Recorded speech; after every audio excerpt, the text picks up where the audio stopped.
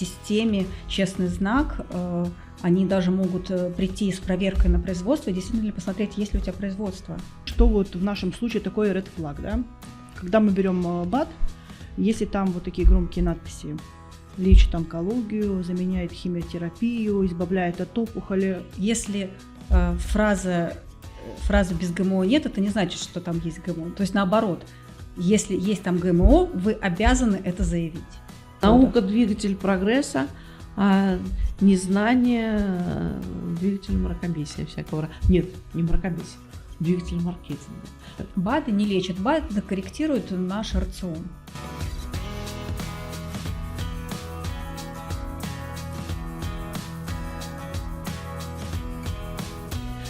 Здравствуйте, дорогие друзья! С вами я, Ольга Ушакова, и наша программа «Онкофакты». Тема сегодняшнего нашего разговора – качество и безопасность БАД. Взгляд изнутри производства. Сразу хочу сказать, что БАД – это не средство для лечения, а это возможность поддержать свой организм. И если уж вы принимаете решение принимать тот или иной БАД, то, конечно, вы должны обязательно проконсультироваться со своим лечащим врачом. Скорее всего, лечащий врач сразу вас сориентирует. И сейчас это ни для кого не секрет, что можно, что нельзя онкопациентам. Ну а так как тема у нас больше связана с производством, то гости нашей студии, я снова не одна лицом к лицу, а нас трое за столом. И гости наши – это Наталья Дедушкова, главный технолог производственной компании «Королев Фарм», и Ксения Гончар, руководитель проекта производственной компании «Королев Фарм». А на столе у меня два прекрасных продукта – омега-3 и хлорофилл, о которых у нас был достаточно увлекательный разговор. Можете пройти по ссылке в описании на этот видеоподкаст. Ну и начинаем наш разговор. Здравствуйте. Здравствуйте, Оля. Здравствуйте, друзья. Очень рада снова быть в вашей студии. Да. Ну, мы сегодня хотим поговорить о безопасности вообще, потому что долгие годы БАД себя дискредитировал из-за того, что это всякие были какие-то, как это называется, сетевые компании, да, которые, в общем-то, больше навязывали, надо, не надо. Сейчас уже вот начинается новая эра в жизни БАД, это культура потребления растет. А наша задача сейчас рассказать, да, про эту культуру, даже не культуру потребления, а безопасность потребления в рамках этой культуры. Вот. И, наверное, первое, что в принципе уже многим знакомо, это честный знак на упаковке. Что это такое и зачем он нужен? Честный знак – это государственная система цифровая, да, которая помогает прослеживать, понять, подлинный ли товар, да, продают. Вот. Это такой прорыв в последние годы и очень хорошая такая система для нашего потребителя, защита нашего потребителя, да, то есть он может пройти через приложение «Честный знак» и проверить полностью подлинность товара, да. То есть это средство борьбы с подделками? Да, да. Именно так и есть. Это средство борьбы с подделками, да. То есть, смотрите, тут каждому система «Честный знак», то есть она присваивает каждому товару, то есть дата матрикс код. То, что мы видим на бутылке, здесь мы можем увидеть, да, такой вот квадратик. Вот. И это такой вот уникальный цифровой паспорт каждого продукта, да. То есть если мы говорим не про каждого продукта, а каждой единицы каждой единицы, да, каждой единицы продукта. То есть каждая упаковочка имеет свой паспорт. Да. Не просто продукт, как это сертификат раньше выдавался, паспорт на качество. Да, именно так, да. То есть мы благодаря этому уникальному коду получаем полностью всю информацию и можем проследить за товаром. То есть то есть перейдя, да, через Data Matrix код в телефоне, мы попадаем в эту систему. А ну-ка, дайте я гляну. Так, рассказывай. Да, и вот что мы там видим? Мы видим, что этот товар подлинный, что его название, то есть форма выпуска, состав полностью, да, рекомендации к применению, дата изготовления. Значит, приложение «Честный знак» можно скачать как на iOS, так и на Android бесплатно, да, то есть и проверить самостоятельно каждую банку товара и проследить за ней тоже Что можно. мы там можем увидеть в этом? Мы там видим название, мы там видим, кто ее произвел, производителя, мы видим бренд, мы видим дату изготовления, дату, когда истекает срок годности. Да, когда истекает срок годности. Мы видим состав, мы видим рекомендации по применению, мы видим, что там приложены все документы. Да, и эти документы, то есть проверенные государственными органами. На сырье, органами, на да. упаковку.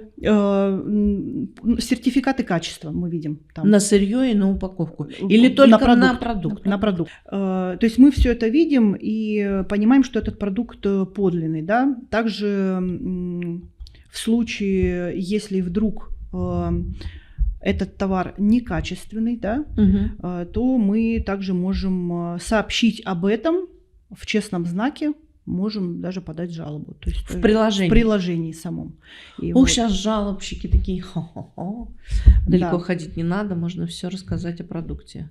Но это на все товары распространяется, то есть на каждую упаковку БАТ?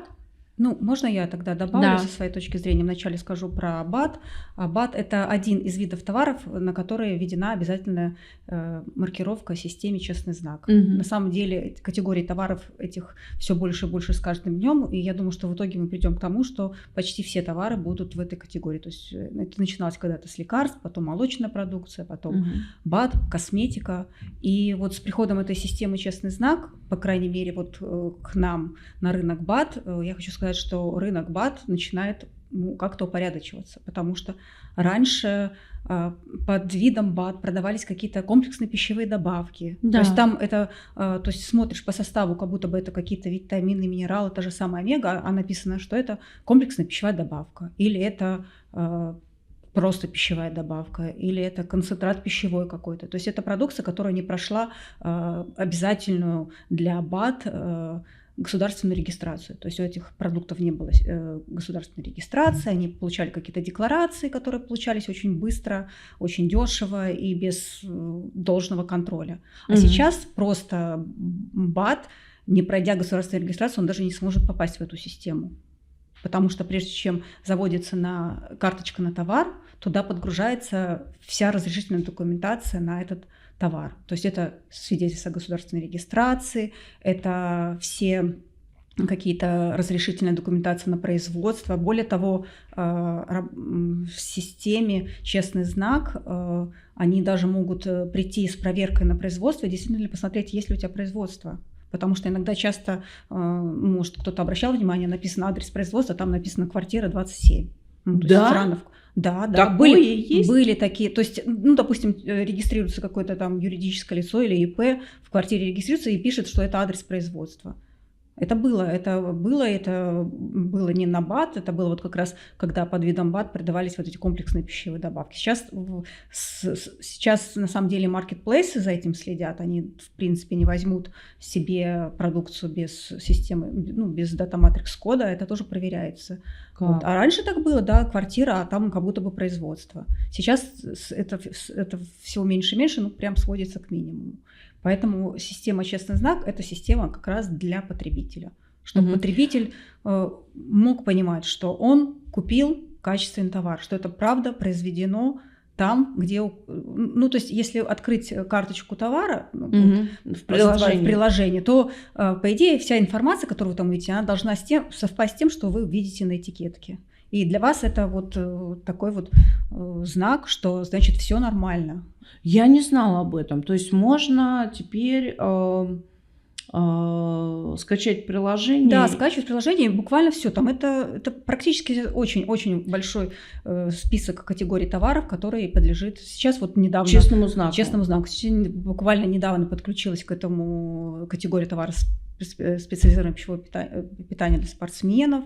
Вот. Ну, БАДы уже 2 года в этой системе, косметика вот год в этой системе. Раньше до этого молоко, причем с молоком там вообще все тоже строго, там даже можно увидеть, откуда это молоко поступает. Да, где коровы пасутся. Да, так. У нас, конечно, так не так глубоко, как в молоке, но, по крайней мере, очень много информации вы увидите. Вы видите, когда произведена эта баночка конкретная, прям какого числа, сколько ей еще хранится, то какие есть условия хранения. Будет переклеить ничего. Вот попало на полку магазина и все. Ну, если вы вот...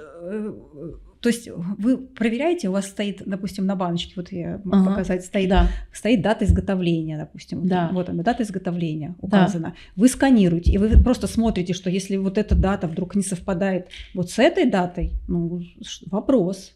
То есть это что-то откуда-то переклеили, что-то не то. То есть оно совпадает. То есть когда вы проверили в смартфоне, вот эта система. Это, это дорогое оборудование. Это оборудование не дешевое. То есть, которое вот позволяет клеить. То есть это на производстве устанавливаются специальные значит, и принтеры для печатания этих этикеток. Кто-то заранее на типографии заказывает, вот. Кто-то вообще отдает это на какую-то стороннюю организацию, которая там. У нас это оборудование все куплено, все, то есть на каждой линии стоит это оборудование. Да, мы вложились в это было недешево, но зато мы на рынке. Потому что могут подделывать? Это невозможно подделать, потому что это нужно влезть в систему. Ну, я не знаю, каким там хакером нужно быть, чтобы... Ну, то есть, наверное, точно овчинка выделки не стоит, чтобы подделать какой-то... То есть, это нужно взломать систему, очень надежную систему взломать. Более того, это невозможно стереть. То есть, вот эта дата матрикс-кода, она всегда с нами. Неважно, до покупки, после покупки, через месяц, через год, это цифровой след. То есть это такое вот печать качества такая, да, поэтому то есть невозможно. Его купили, а в базе остается вот да, этот. Да. То есть его верно. Купили, его выпили, съели, там, я не знаю, одели, выкинули, постирали, выкинули.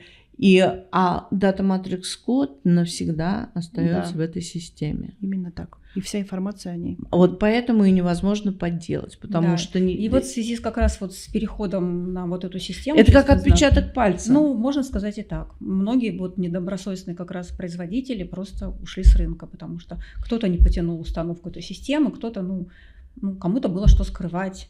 Опять-таки, кто-то вот под видом БАД продавал вообще не БАД, то есть то, что не прошло государственную регистрацию. А мы раньше вообще привыкли верить, мы просто на слово верили производителю, да, что вот то, что там написано, все. А сейчас это можно несложно проверить самостоятельно через телефон. Все просто. Ну, и на ввозимый товар тоже такой должен быть штрих-код. Да, даже если это какой-то БАД иностранного производства, они все равно, во-первых, они должны пройти государственную регистрацию в России. Они проходят государственную регистрацию, а как они будут наносить, если поставщик импортер, просто импортер, у него нет своего производства, он что, должен поставить эту установку? Я думаю, что это, просто мы с этим не сталкиваемся, мы производим сами. Но я думаю, что это решается. Там они тоже регистрируются в системе, они, возможно, заказывают отдельно дата матрикс, эти кода в системе заказывают, и потом при пересечении границ они это просто наклеивают, сканируют. То есть... Мы можем сказать с нашей точки зрения, как происходит, например, у нас. Да? У вас на оборудовании стоит. У нас изготовителем, допустим, да, там является Королёв Фарм, вот, а производителем является наш клиент. Да?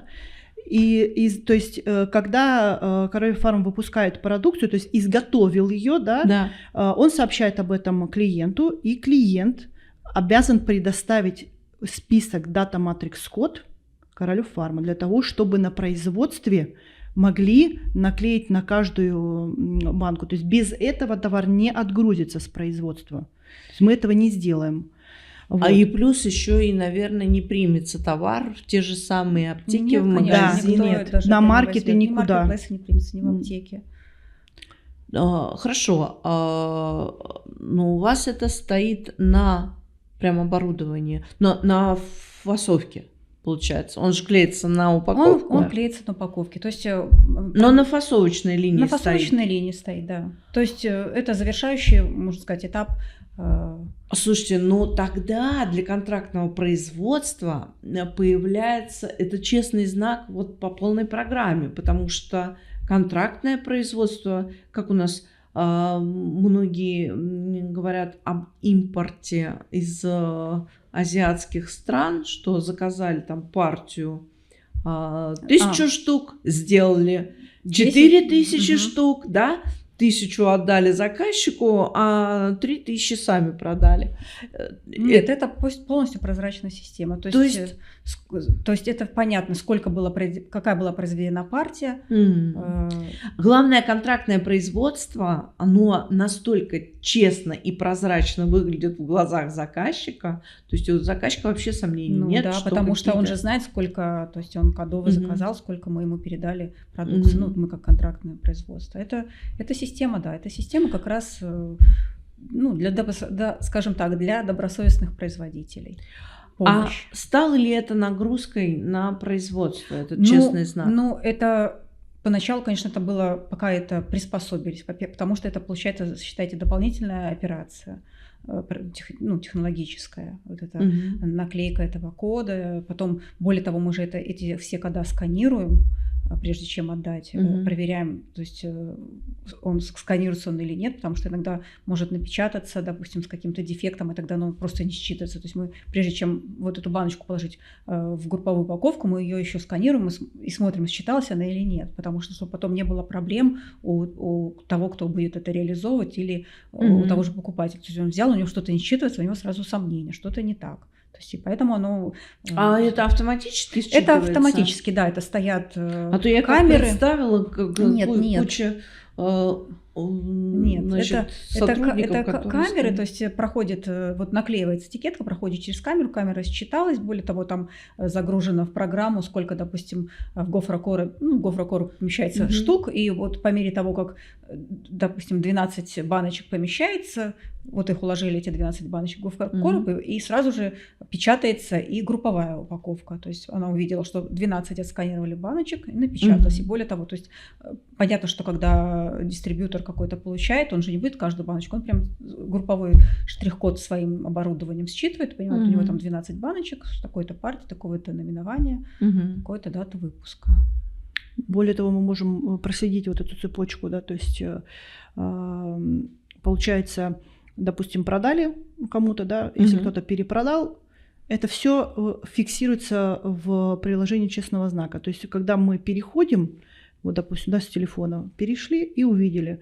Вот производитель, этому продали, этот перепродал этому и так далее, и так далее. Это цепочка 20 раз, 30, 50 раз. Мы видим, кому и кто конечный покупатель.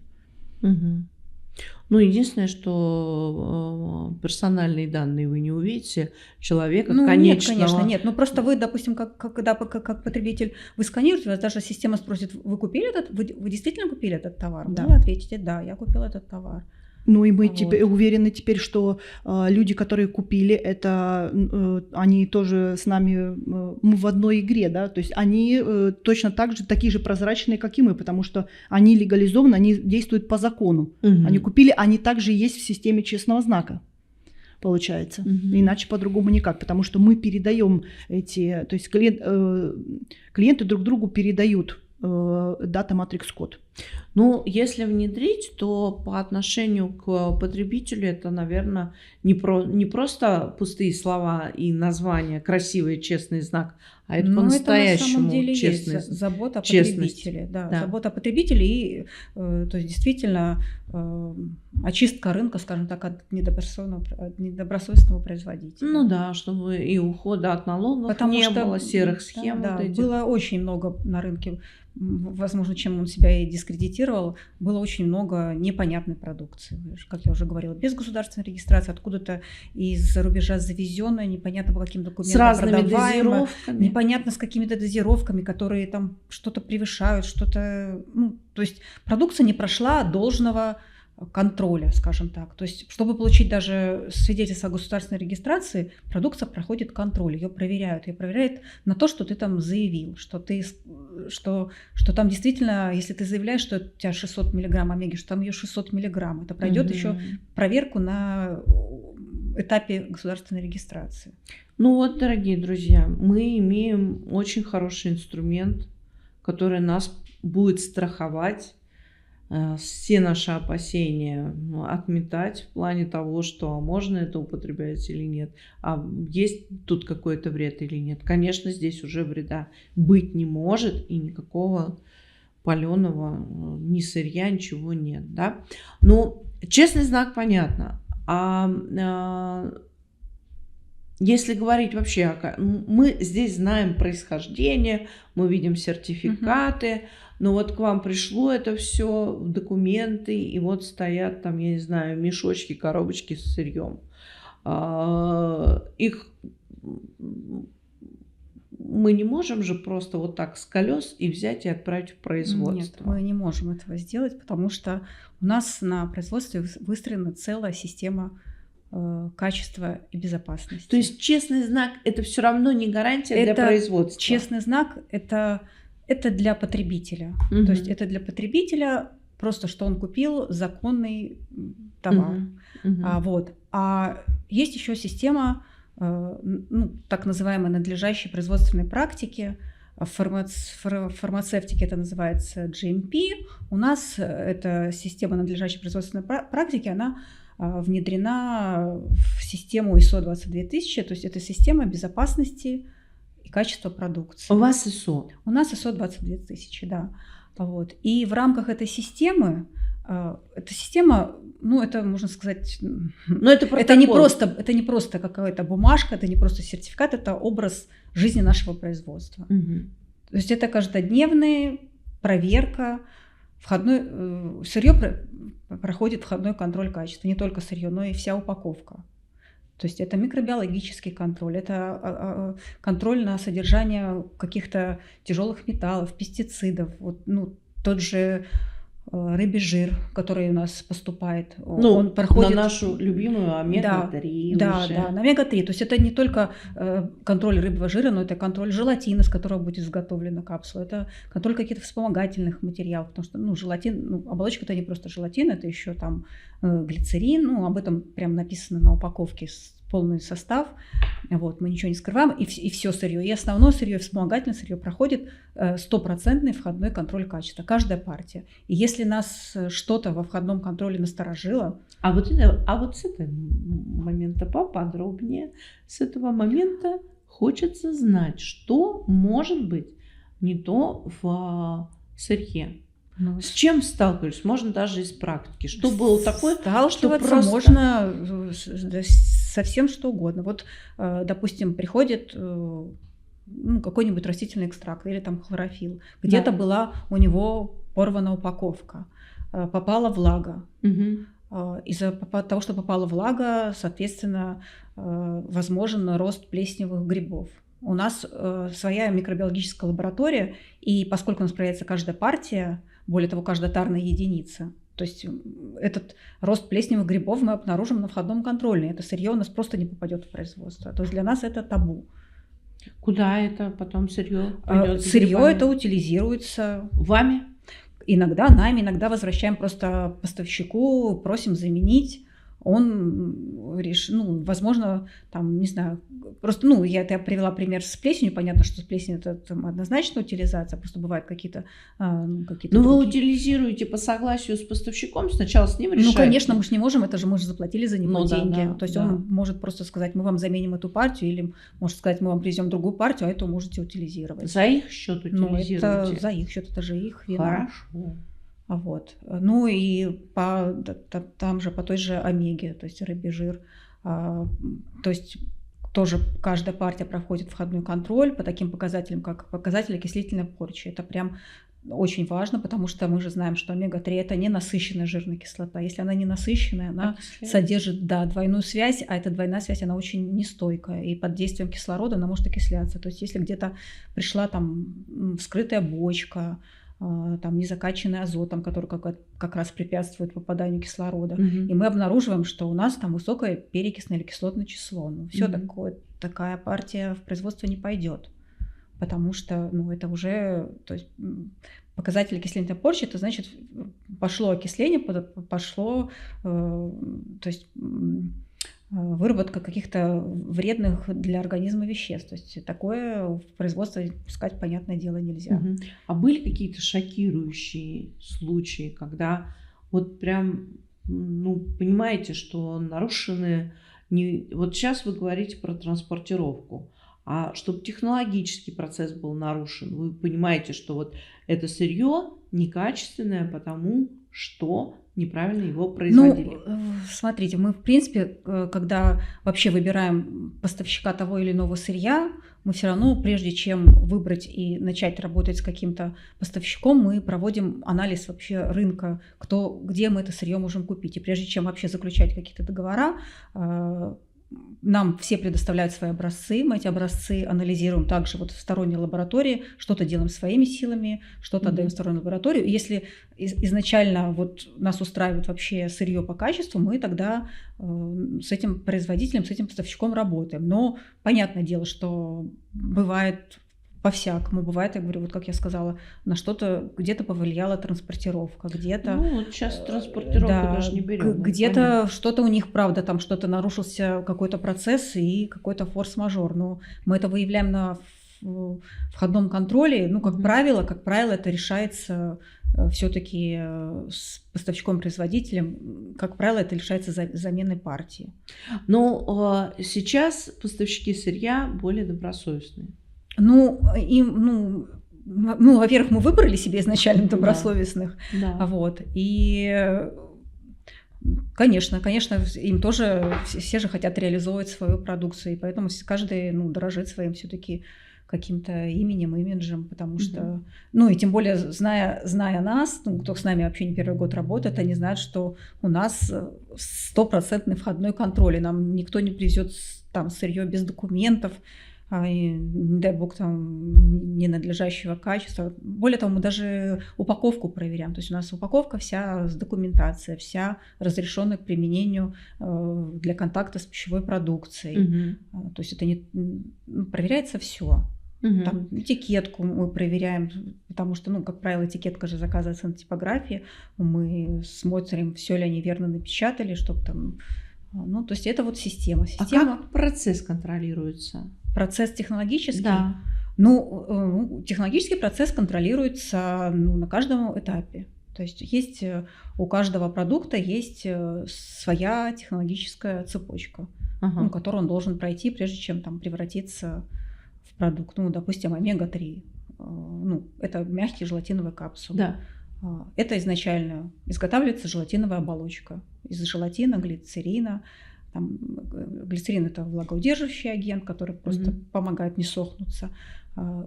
И на этом этапе уже контролируется сама желатиновая масса, нужна ли она вязкости, нужна ли она консистенции. Далее этот желатин подается на инкапсуляторную машину, куда подается рыбий жир, который, в свою очередь, тоже прошел входной контроль. Там смотрится герметичность капсулы, проверяется наполнение. То есть, чтобы мы туда добавили не... То есть мы заявляем, что у нас там 1000 миллиграмм. Да. И это контролируется там каждые 15-20 минут, взвешивается, чтобы мы там не 900 миллиграмм добавили. То есть каждая капсула должна быть... это выборка случайная. Это выборка... То есть это, во-первых, это контролирует сам оператор, во-вторых, это контролирует... Автоматическое? Нет, автоматическое нет. Автоматическое я потом расскажу, где контролируется. Есть у нас в отделе контроля качества смены инженера по качеству, вернее, и у них весовой контроль прописан каждые полчаса, они приходят, мало ли там что-то сбилось в настройках машины, так-то она настраивается изначально при запуске, и, по идее, там ничего не должно меняться. Ну, мало ли что, они взвешивают, проверяют, чтобы, если мы заявили, что там 1000 миллиграмм, там 1000 миллиграмм. Не 900, не 850. Вот. Ну, соответственно, дальше капсула высохла, ее тоже посмотрели, герметична ли она, нормальная ли форма, нет ли там каких-то посторонних примесей. Ну, то есть получается контроль на каждом технологическом этапе. Наталья, наверное, самый острый вопрос для каждого зрителя, который сейчас смотрит нас, это, наверное, ну когда же? Вот безопасность потребления, она начинается, наверное, с полки. В магазине, в аптеке или на маркетплейсе с карточки продукта, да. И вот покупатель смотрит и думает, а на что ему обращать внимание. И там полно всяких кричащих фраз. Вот у вас очень лаконично, тут достаточно все так на минималках, я бы сказала, да, для чего, и состав производителя. Но мы очень много видим продуктов, например, там, допустим, без ГМО. У вас не написано, что без ГМО. Вообще, имеет ли смысл при честном знаке вообще делать такое заявление без ГМО? Как это доказывается? Что это дает вообще? Если не написано без ГМО, продукт этот с ГМО или без ГМО? Как мы можем... Вообще есть технический регламент Таможенного союза, называется «Информация для потребителя». И, в принципе, если фраза без ГМО нет, это не значит, что там есть ГМО. То есть наоборот, если есть там ГМО, вы обязаны это заявить. Но не крупным шрифтом, а мелким, на обратной стороне крышечки откроешь. ГМО. Там, конечно, мелкими волочатся, потому что все равно этот регламент, он все-таки и к шрифтам тоже предъявляет требования. То есть это не должно быть так, что это человек не прочитает. То есть там все равно... И поэтому, соответственно, если не написано без ГМО, это не значит, что там ГМО есть. То есть его, скорее всего, там нет. Потому что если бы там было ГМО, то производитель обязан заявить, что есть продукты, вернее, там ГМО, содержащие... А сейчас, наверное, уже не встречается такое, что мы используем ГМО. Нет, просто есть же какие-то даже... бактерии, даже там бифидо, лактобактерии, которые получаются с помощью генной модификации, но уже в конечном продукте самих геномодифицированных объектов не содержится. И они, допустим, об этом могут заявить, что там бактерия получена методом геномодификации, но в конечном продукте не содержится там остатков геномодифицированного организма. Поэтому... Скажите мне, пожалуйста, вот вы человек, который занимается производством, который знает, что такое, так как биология – это основа, биотехнология – основа, и это имеет прямое отношение, да, к вашей специальности, так или иначе вы разбираетесь. ГМО – это вообще что такое? Зачем вообще нам нужно? И насколько оно опасно для здорового человека, для пациентов? И вообще опасно ли? На самом деле такой очень сложный вопрос, потому что сама история ГМО, она не такая прям долгая, чтобы можно было изучить достаточное влияние на организм. Но, с другой стороны, с помощью геномодификации достигаются какие-то, допустим, для сельскохозяйственной той же культуры, какие-то признаки, которые сложно получить по-другому. Там та же урожайность, та же устойчивость к вредителям, это... Генетика-то с времен, я не знаю, когда генетика начала развиваться? Она развиваться начала давно, но именно вот эта генная модификация...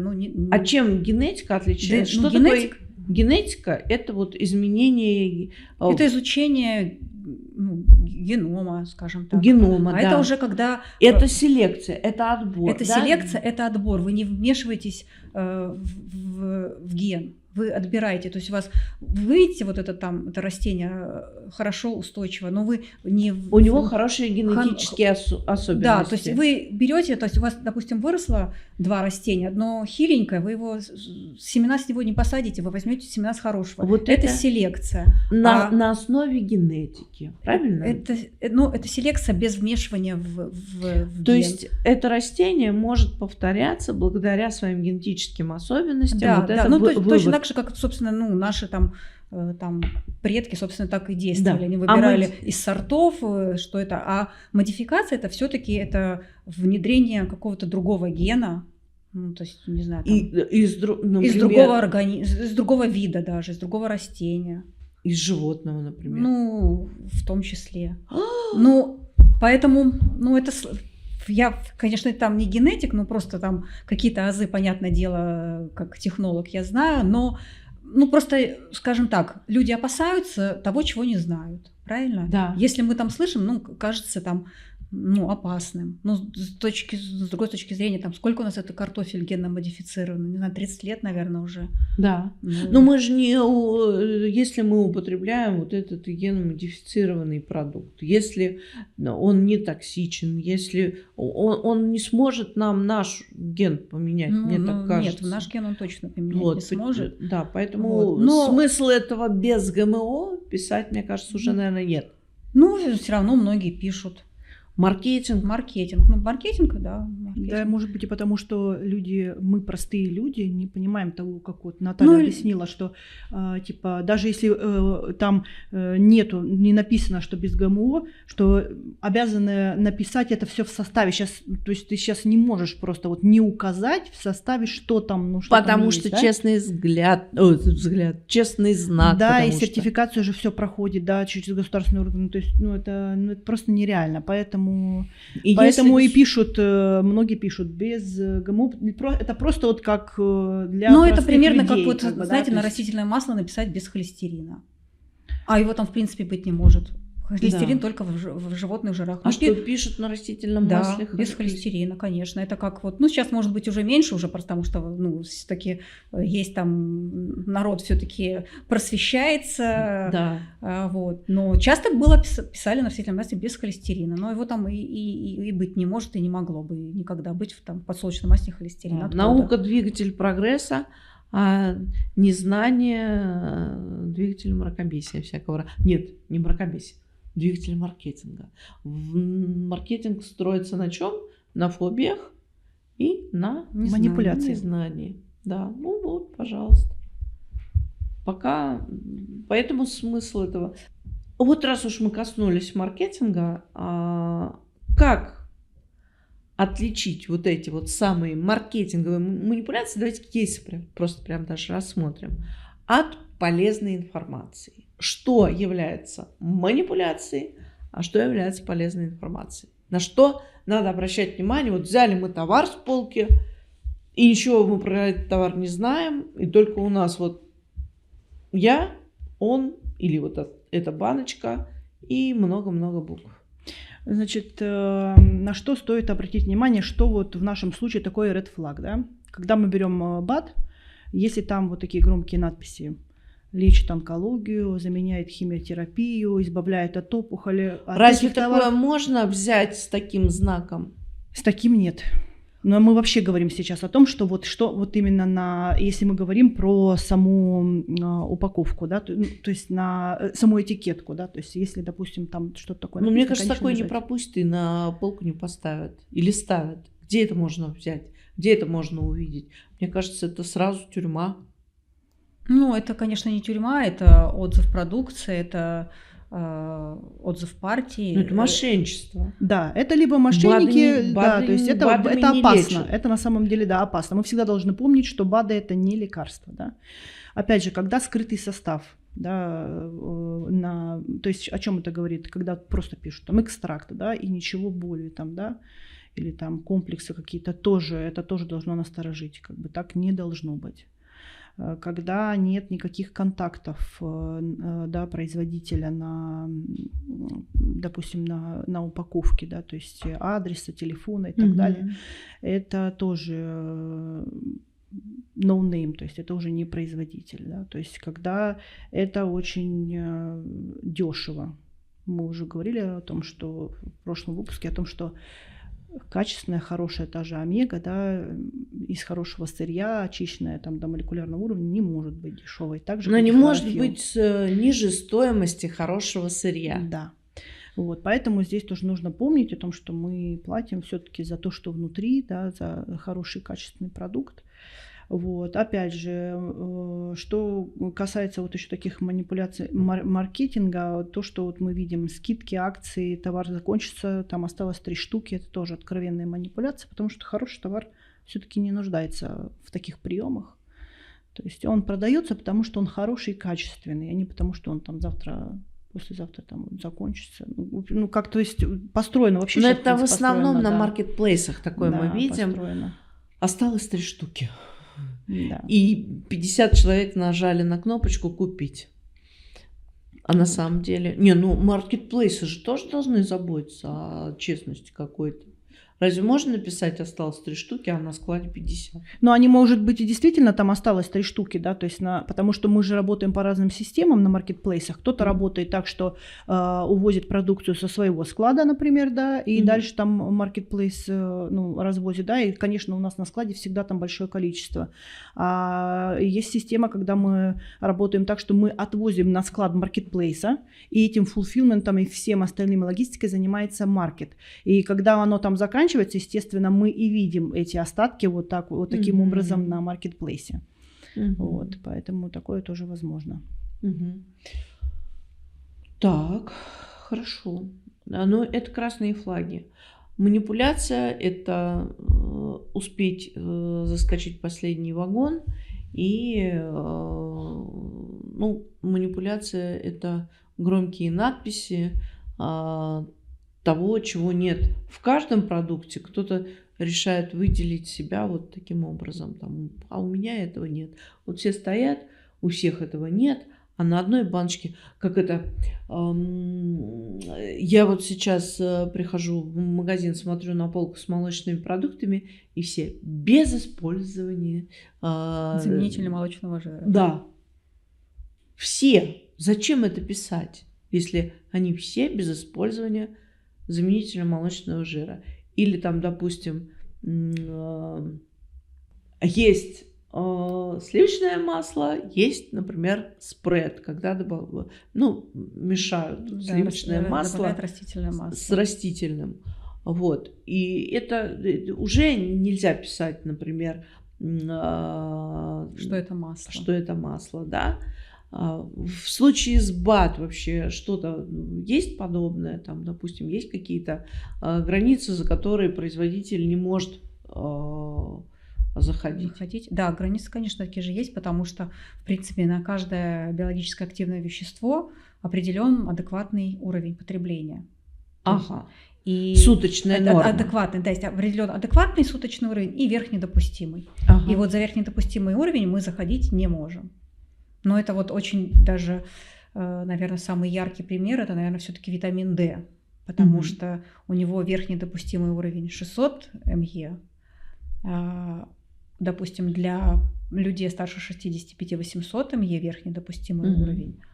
А мы знаем, что его и по 2000 народ употребляет, и по 5000 употребляет. Это мало. И по 10 тысяч употребляет. А в БАД мы более чем 600 МЕ выпустить, собственно говоря, не можем. Потому что это БАД. Если у вас такие дозировки, значит, вы просто переходите уже на какие-то фармацевтические формы. То есть это уже, если дозировка выше, то это уже фармпрепарат. Ну, вы, в принципе, с такой дозировкой даже сейчас и госрегистрацию не пройдете. Да, и нужны клинические исследования, опять же, чтобы препарат прошел, проверить эту дозировку. Да, конечно, потому что...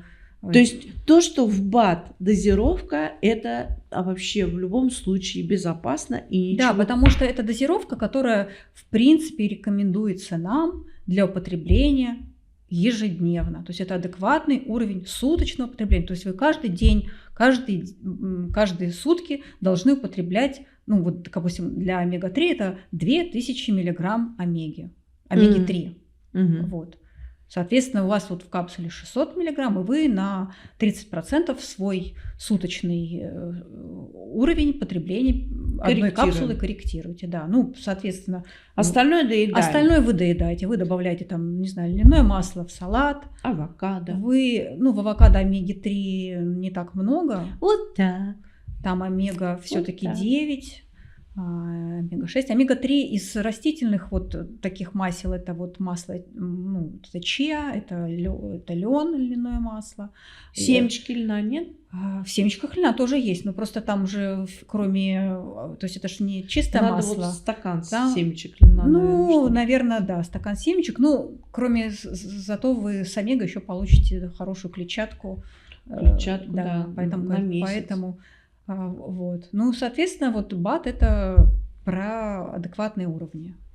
То есть даже те же витамины, выше, которые вы потребляете из БАД, это рекомендуемая суточная дозировка. Потому что если вы возьмете какой-то лекарственный препарат витамин, допустим, та же самая мельгама, всем известна, то есть у нас там витамин В6, допустим, суточная, даже, наверное, В12 более показательный будет. У нас его адекватная суточная дозировка 1 микрограмм, а в мельгаме его там миллиграмм, то есть в 1000 раз больше. Потому что это лекарство, которое прошло клинические испытания, и там и курс, собственно, не месяцами, а там 10. Это опять к тому, что БАДы не лечат. БАДы не лечат, БАДы корректируют наш рацион, помогают нам не добирать то, что мы не добрали с пищей.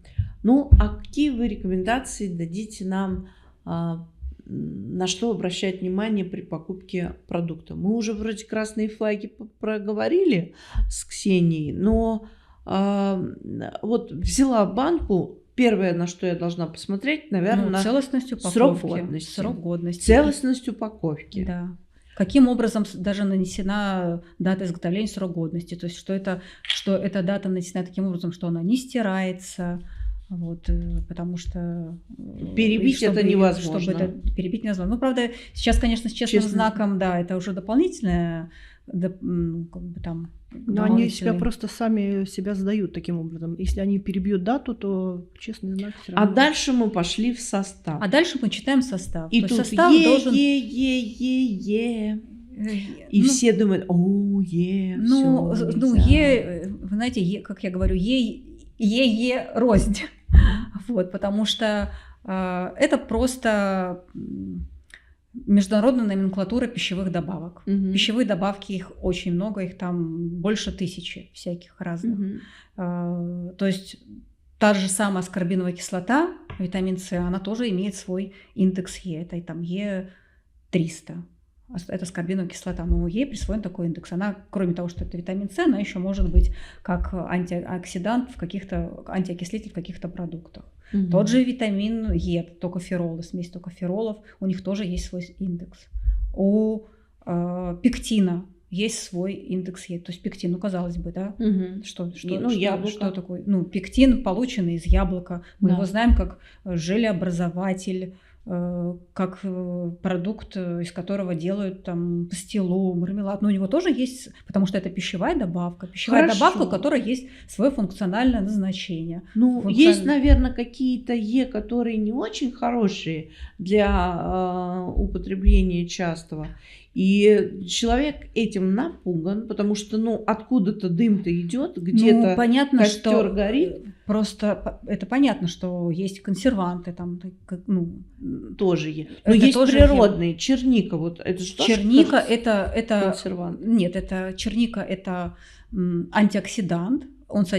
Черника содержит антоцианы, которые, кстати, как раз антоцианы могут быть как пищевой краситель, и у них тоже у антоцианов есть Е-индекс. Но при этом он получен из черники. Из черники. Антоцианы, как правило, получают или из черники, или из каких-то ярко окрашенных, то есть их даже могут...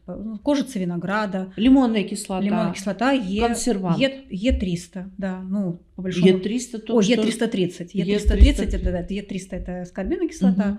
Лимонная кислота. Лимонная кислота, кстати, из чего лимонная кислота делается? Из лимонов? Нет. Из чего? Зачем тогда она лимонная? Почему? Потому что лимон – это источник лимона. Ну, то есть она содержится… Изначально ее нашли в лимоне. А производят из чего? Производят, синтетически производят.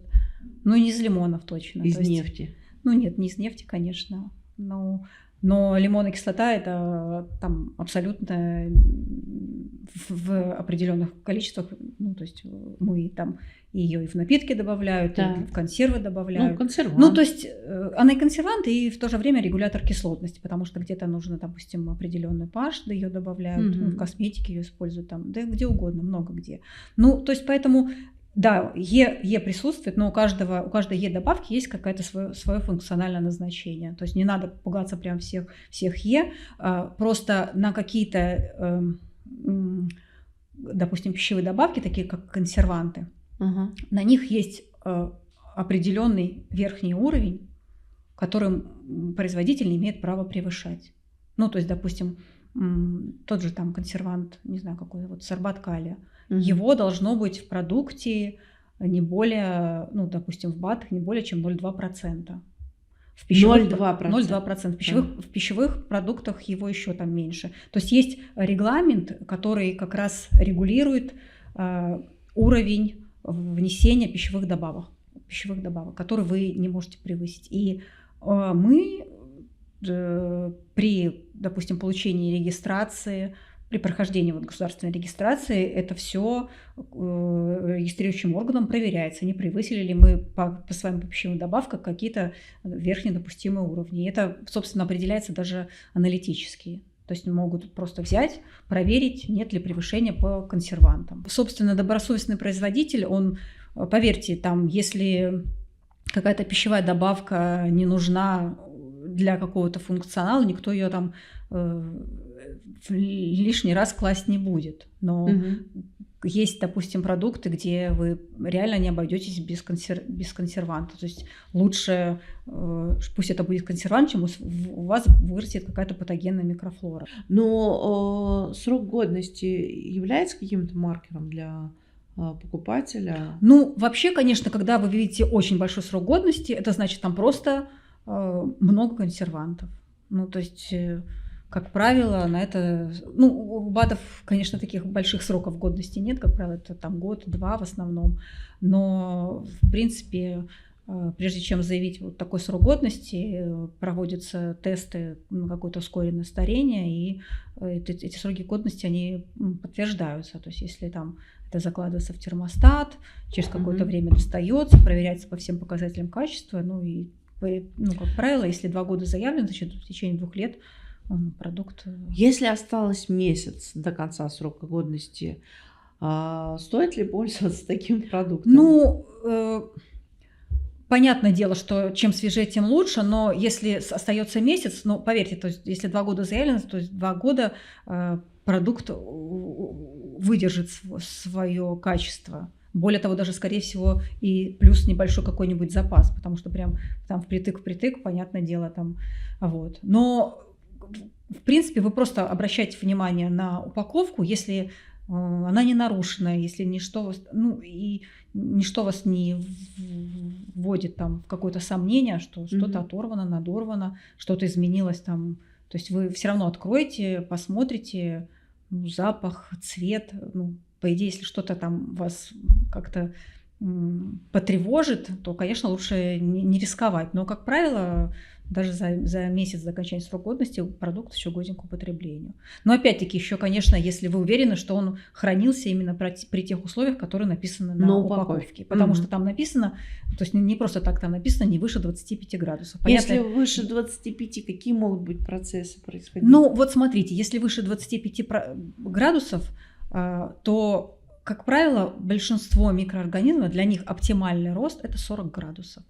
40 градусов. То есть им чем теплее, тем им лучше. То есть, как правило, даже когда мы делаем какие-то микробиологические испытания, или там как раз вот нагружаем, делаем какие-то нагрузочные тесты, мы помещаем в термостат на 45 градусов, ну, на 40, вернее, градусов, и при этой температуре большинство бактерий себя очень отлично чувствуют. Так делается простокваша термостатная, да, то есть это делается как раз для того, чтобы вот, ну, тут в данном случае, конечно, это полезные бактерии, но они тоже хорошо растут именно при этой температуре. Им в этой температуре то есть для роста. У бактерий начинается курортный, ну, пляжный сезон, скажем так. Пляжный сезон. Поэтому, если вы уверены, что эта упаковка не где-то долго не находилась не около батареи, не была на солнце, и там, не знаю, не пролежала непонятно в каких условиях, вот, то, ну, допустим, вы ее купили год назад, поставили ее в темный шкафчик, у вас не было жары, и тут вы через год про нее вспомнили. Понятно, что вы знаете, что она у вас в темноте стояла, там было не жарко, ну, конечно, это вы можете смело потреблять. Вот мы и коснулись того, как нужно хранить БАД, и как применять это только с врачами.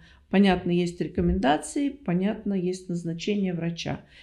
И еще раз вот прошу относиться к этому очень серьезно и не заниматься самолечением. Правильно же? Правильно, да. То есть, если вы здоровый человек или в ремиссии, то, в принципе, какие-то безобидные вещи в виде антиоксидантов, которые мы принимаем и в продуктах, да, есть живой щит, называют жимолость, черника, черная смородина, голубика, их называют природный живой щит, вот, антиоксиданты, да, тут вот зеленая кровь. Антиоксидант у нас хлорофилл.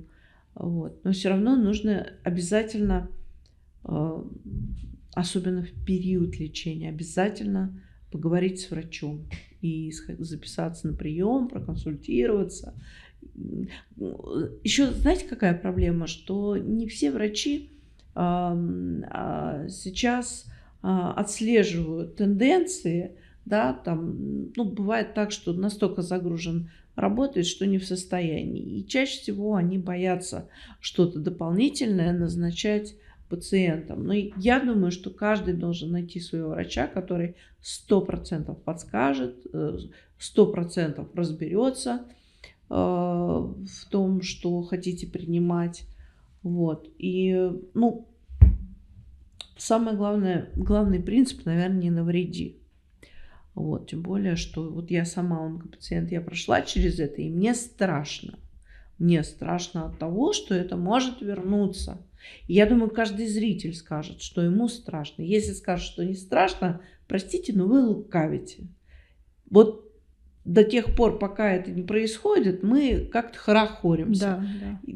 И строим там планы. Хочешь насмешить Бога, расскажи ему о своих планах. Да? И думаешь, что все решаешь ты в этой жизни, пока не сталкиваешься с таким диагнозом. Да, вот. В связи с этим вопрос. А как вы относитесь к раку? Вот есть родственники, столкнулись, да, сама почти такое же перенесла. У меня там тоже ужас был. Вот. Как относитесь? Ну, давай, Ксения, ты скажешь. Да, я могу сказать, уже исходя из своего опыта, да, что важно не зацикливаться. Да, то есть очень важно в этот период... Относишься? Как относишься? Ты его боишься? Конечно, мы все боимся. Это, мне кажется, это нормальная история, когда ты, опять же, еще навязанный такой стереотип у нас есть, да, что это страшно и так далее, и так далее. Мы живем в обществе умирали как очень. никогда. Вот совсем недавно от этого вот рак, значит, следующее слово венок. Да. Рак, венок. И, конечно, я боюсь, да. Но это вопрос, наверное, незнания, потому что страх – это неизвестность. Вот у меня, я могу как онкопациент сказать, я боюсь.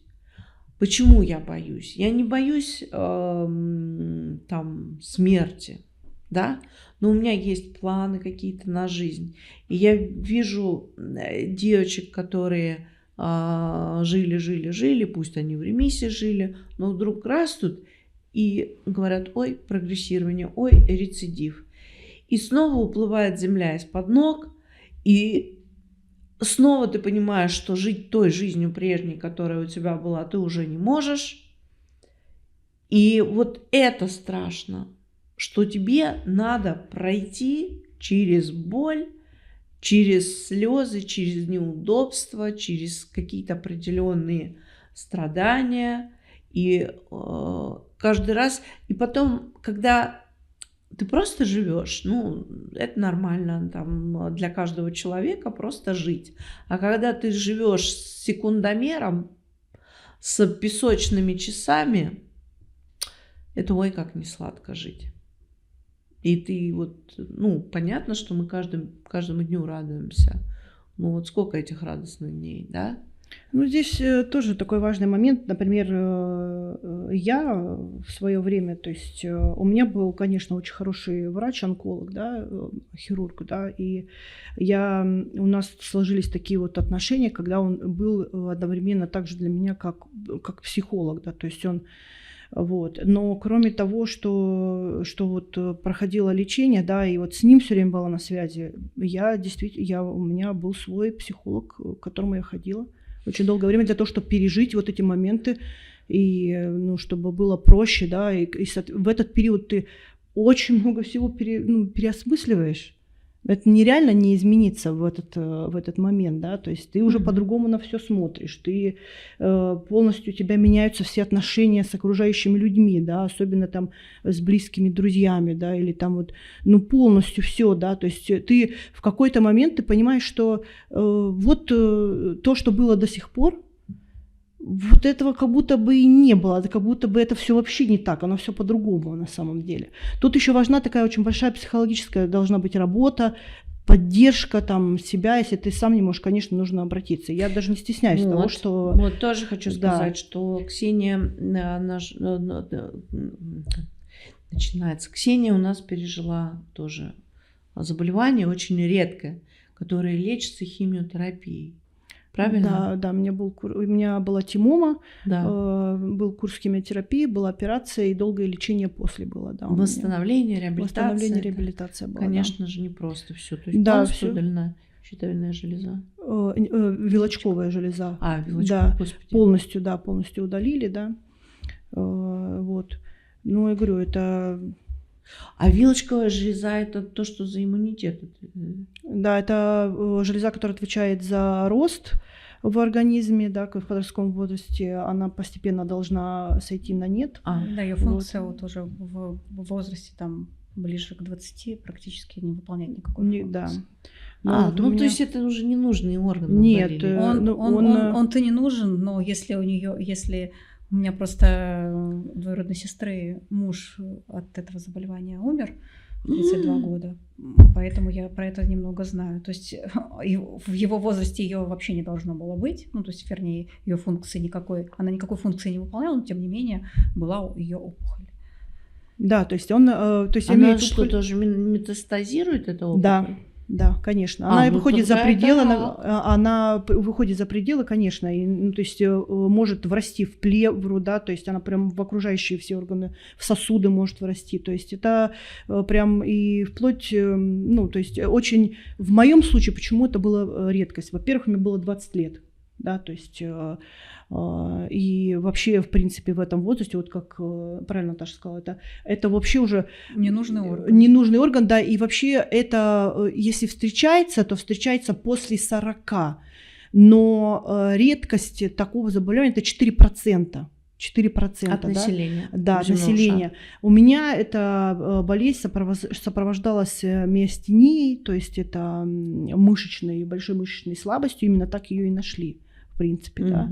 То есть она сопровождалась иначе этим. бы не узнал. Да. То есть на ранней стадии, а здесь уже, наверное, Здесь, во-первых, это было очень давно, это еще, то есть если у Ксении это 20 лет назад, то это было 40 лет. Нет, не 40, сейчас я скажу, мне там было тогда 13 лет.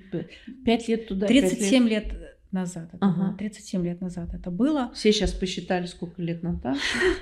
Вот, и там, во-первых, была проблема с тем, что это долго не могли понять, что это. Да, это вообще... Потому что это искали в последнюю очередь. Ну, потому Да. что это вилочковая железа. Это в 32 редкость. года ее практически... То есть что-то с человеком происходит, и не понимают, где искать. Там было вплоть до того, что там кванки ездили в Болгарию. Даже так. помогла? Ничего не сказала конкретно. Ну, то есть... Ну, там каким-нибудь изоповым языком? Нет? Ну, мне было тогда 13 лет, как я поняла, что ничего толком не сказала, но не обнадежила. Не обнадежила. То есть я не хочу вас огорчать, идите с миром. Да, Приблизительно наверное, так. что-то в этом роде. И вот в том случае это было как раз именно, я так понимаю, что это была запущенность. Да, потому что, они именно у меня такая же история. Мне искали полгода еще до того, как нашли. Это прям на отдельную передачу уже. Да, это прям вот тоже очень много всего за эти полгода происходило, да, то есть не могли найти, то есть вплоть до того, что ты симулируешь, и это неправда, и у тебя нет этих мышечных слабостей, то есть в обморок ты падаешь, вот вплоть до таких вот моментов было, пока Но вот это не нашли. у нас было, не у нас Нет, в России. конечно, не у нас в России, да. В соседнем Вот. государстве. Да. Но то есть благодаря тому, что вот нашелся хороший врач, да, который вот он сразу смекнул, вот когда первый же прием, и при первом же приеме он же и, догадался, в чем дело. Но правда он и специализировался. Как важно вот в момент, когда у тебя такой диагноз, встретить того врача, который который действительно вылечит, который не будет там, вот по протокольчику давай назначим, а вот действительно проникнется, вникнет, разберется во всем. И это вообще важно. И я честно хочу сказать, что я даже не ожидала вот в тот момент, потому что вот он тоже очень повлиял на мое сознание тогда, потому что он мне говорил такие вещи, то есть как врач, а мы привыкли, что врачи это циники, в принципе, да, то есть они, да, но он вот умел как-то объяснить так и сказать так, что, то есть ты сразу же улавливал это все, да, то есть простым там языком, все зависит от тебя, если ты будешь бороться, захочешь, ты будешь жить, да. Ну, знаешь, что, Ксения, что-то такое знаешь, что хочу сказать, что подход должен быть не только у врача к пациенту, но и пациент должен найти подход к своему личному врачу. Безусловно. Потому что это роется подкоп под рак, да, с двух сторон. Не может быть, чтобы с одной стороны кто-то рыл, а с другой стороны смотрел, как это все происходит. Это взаимная работа. Сильная, крепкая должна быть взаимная работа. Наташа, как ты относишься к раку? У тебя умер папа. У меня умер папа, но у меня папа с этим диагнозом жил достаточно долго. Да. То есть у него еще... Ну, история, то, что он лег в хоспис. Это уже было, то есть до этого он уже 20 лет был без желудка, который в свое время удалили при обнаружении раковой опухоли желудка. Просто поскольку у меня там папа военный, и у него была язва желудка, он как военный, ежегодные осмотры. Да. То есть на ранней стадии. На ранней стадии. Поэтому это было у него были то есть 1 марта медосмотр. То есть он человек военный, и все как по расписанию. Хочешь, не хочешь. И вот, то есть из-за того, что наблюдалась у него язва, он делал постоянно каждую ежегодную гастроскопию с биопсией. Вот. И то есть в момент ему, когда это обнаружили, это просто было зарождение раковых клеток. Единственное, что там просто было не очень удачное место расположения самих этих клеток, пришлось удалять весь желудок, но после этого папа 20 лет жил, можно сказать, в такой ремиссии. Ну, на самом деле, врач-онколог, конечно, предупредил, что рано или поздно, конечно, это еще потом, 20 лет прошло, когда у него вот уже рак предстательной железы был, и даже до попадания в хоспис это было еще 5 лет, а уже в хоспис, когда это была уже 4-я стадия, это уже были метастазы, как бы в тазобедренный, в позвоночник, такой прям. А еще куда были метастазы?